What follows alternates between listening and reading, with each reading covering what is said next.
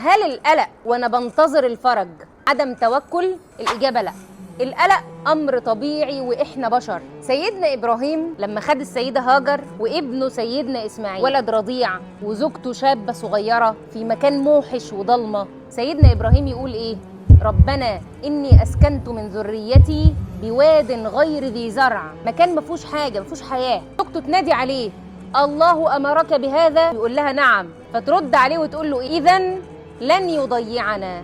هنا توكلت، القلب هنا اشتغل بعبادة التوكل على الله. إذا لن يضيعنا، الدنيا ضلمة، طفل رضيع هناكل منين؟ ده سايب لهم بس شوية تمر على مية بسيطة، مفيش حياة. سيدنا إبراهيم أبو الأنبياء إنسان في النهاية لازم يقلق. ربنا سبحانه وتعالى يشرح لنا بقى اللي في قلبه. قال إيه؟ ربنا إني أسكنت من ذريتي بواد غير ذي زرع عند بيتك المحرم ربنا يقيموا الصلاة فاجعل أفئدة من الناس تهوي إليهم.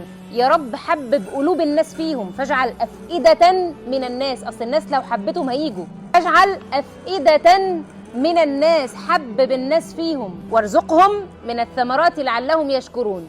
الآية اللي بعدها بقى ربنا إنك تعلم ما نخفي وما نعلن. يا رب أنت عالم اللي في قلبي، ما هو قلقان برضه، هو عارف إن في فرج جاي، بس زوجتي ابني الرضيع سيدنا إبراهيم كان ما عندوش أولاد، لو كل واحد بيحب ابنه قيراط فده هيحب ابنه قد إيه اللي جاله على شقة. ربنا إنك تعلم ما نخفي وما نعلن، أنت عالم أنا قلبي فيه إيه. فالقلق طبيعي، متوكل على الله، ولكن عندي قلق طبيعي إن أنا يكون جوايا خوف، أصل أنا بشر ولا بعلم الغيب ولا عندي حاجة. فالقلق أمر طبيعي ما نقلقش منه في انتظار الفرج.